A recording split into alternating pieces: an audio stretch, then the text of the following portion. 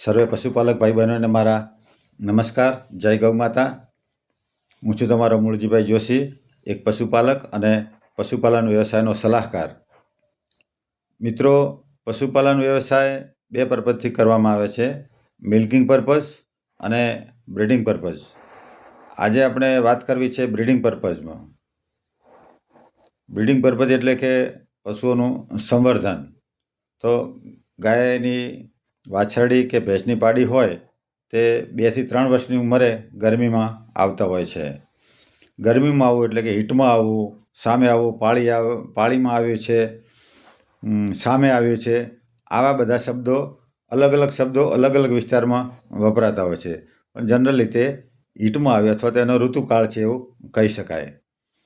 ઋતુકાળના 3 તબક્કા છે કે પહેલાં પૂર્વ ઋતુકાળ અને ઉત્તરાર્ધ ઋતુકાળ.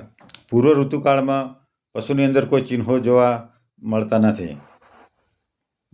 અમુક પશુઓમાં ડૂકળા કરતા હોય, થોડું તોફાન કરતા હોય આવું જણાય છે. આ સમય દરમિયાન પશુના પ્રજનન તંત્રના અંગો છે તે બધા તૈયારી કરતા હોય છે.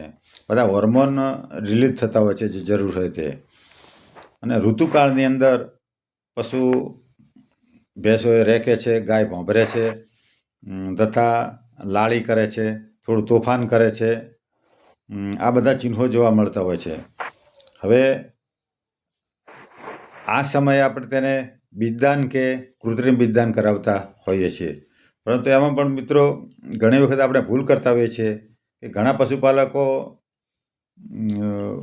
ગાય કે ભેંસ લાળી કરે એટલે તરત જ લઈને ઉપડી જાય છે અને રસ્તામાં જે સાંઠ કે પાડો રખડતા હોય એના દ્વારા તેને ફેરવી દે છે. તો આમાં પશુપાલકને મોટું નુકસાન થાય છે, કારણ કે આવા રખડતા નર પશુથી જે ઓલાદ પેદા થશે તે પૂરતું ઉત્પાદન આપી શકશે નહીં અને નબળી ઓલાદ પેદા થશે. તો પશુપાલન વ્યવસાયને વધુ સફળ બનાવવો હોય તો ઓલાદ સુધારણા કરવી જોઈએ. આપણા જે પશુઓ છે એના બચ્ચા એનાથી સવાયા આવે એવી રીતે અને આપણે બીજદાન કે કૃત્રિમ બીજદાન કરાવવું જોઈએ. આપણે ખેડૂત છીએ, બજારમાં બિયારણ લેવા જઈએ તો કેટલો બધો અભ્યાસ કરીએ છીએ અને પછી નક્કી કરીએ છીએ કે ભાઈ મારે તો મારા ખેતરમાં આ બીજ વાવવું છે એમ. તો ગાય ભેંસની અંદર પણ આપણે નક્કી કરવું જોઈએ અભ્યાસ કરીને કે મારે મારી ગાયને કયા સોઢનું બીજ મુકાવવું. અને આપણી જે ઓલાદ છે, ધારો ગાય હોય તો કોંકરેજી ગાયને કોંકરેજીનું મુકાવવું જોઈએ, ગીરને ગીરનું અને એચએફને એચએફનું બીજદાન મુકાવવું જોઈએ. એવી જ રીતે ભેંસ હોય તો જાફરાબાદીને જાફરાબાદીનું, મહેસાણીને મહેસાણીનું, મુરાને મુરાનું, સુરતીને સુરતીનું અને બન્નીને બન્નીનું આ રીતે બીજદાન કરાવવું જોઈએ. અને તેની આપણે યોગ્ય પસંદગી કરવી જોઈએ. જો કુદરતી સેવા આપવાની હોય તો પણ સારી જગ્યાએ અત્યારે ઘણા પ્રાઇવેટ પાડો કે આખલો રાખતા હોય છે પોતાનો, અને એ પણ ઘણી વખત બહુ સારી ઓલાદના હોય છે. તો ત્યાં જઈ અને આપણે એને ફેરવવા જોઈએ. અથવા તો કૃત્રિમ બીજદાન કરાવીએ તો પશુ ડૉક્ટર કે બીજદાન કર્મચારી પાસેથી માહિતી લઈ અને કે ભાઈ આપણી ગાય ધારો કે કાંકરેજી છે તો એને કાંકરેજીના કયો સારો બુલ છે એનું મારે બીજ મુકાવવું છે. ભેંસ હોય તો આપણી જે ઓલાદની ભેંસ હોય એ પ્રમાણે તેના નર હોય પશુ પાડો હોય એનું નામ જાણી અને એ રીતે આપણે ગુણવત્તાવાળા નર પશુનું બીજદાન મુકાવવું જોઈએ.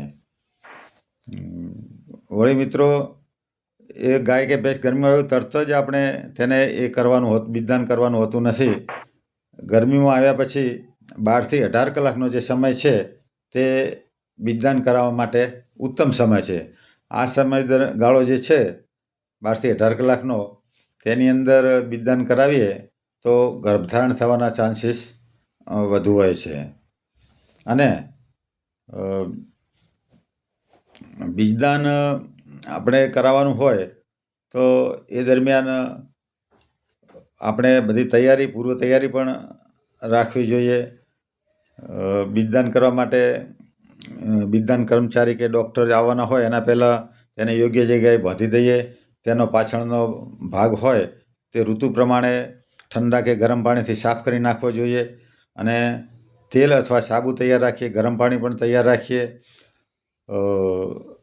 સાબુ કે તેલ રાખવાથી એ ડૉક્ટર પોતાના હાથ ઉપર લગાવી, મોજો પહેરી તેના પર તેલ કે સાબુ લગાવી અને જો તેના મળાશયમાં હાથ મૂકશે તો પશુને પણ બહુ પીડા નહીં થાય અને બીજદાન કર્મચારીને પણ સરળતા રહેશે હાથ મૂકવામાં. અને બીજદાન કરાવ્યા પછી બહુ ગરમીની ઋતુ હોય તો પશુના શરીર ઉપર થોડું ઠંડુ પાણી રેડી દેવું જોઈએ અથવા તો તેને નવડાવી દેવું જોઈએ. અને આ રીતે આપણે યોગ્ય નર પશુની પસંદગી કરી અને આપણે બીજદાન કરાવીએ તો તેની જે ઓલાદ પેદા થશે એ વધારે ઉત્પાદન ક્ષમતાવાળી પેદા થશે અને આપણને આર્થિક ફાયદો થશે. કારણ કે આપણે આગળ એક સૂત્રની વાત કરી હતી કે ભાઈ ઓછા પગને વધુ દૂધ. તો ઓછા પગ હોય એટલે કે ઓછા પશુ હોય અને વધુ દૂધ આપે એ ક્યારે બનશે? કે આપણે સારી ઓલાદનું બીજ મુકાવી અને આપણે પશુઓની ઓલાદ સુધારીશું અને હાલની જે પશુઓ છે એના કરતાં પણ સવાયા પશુઓ પેદા કરશું તો જ ઓછા પશુઓ અને વધુ દૂધ એ આપણું સાકાર થશે.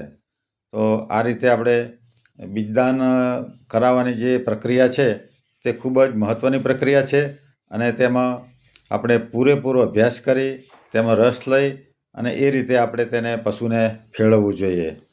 વળી આપણે પશુને ફેરવીએ તો એની તારીખ પણ લખી નાખવી જોઈએ. ઘરે આપણે ડાયરી રાખવી જોઈએ. એમાં પશુને લગતી તમામ બાબતો છે એ નોંધવી જોઈએ. બીજદાન કરાવ્યાની તારીખથી 18થી 22 દિવસની અંદર ફરીથી ગરમીમાં પશુ ના આવે તો આપણે સમજી શકીએ કે પશુ ગાભણ થઈ ગયું છે, તેણે ગર્ભધારણ કરી લીધું છે. પરંતુ જો તે 18થી 20 દિવસે ફરીથી પાછું આવે તો તે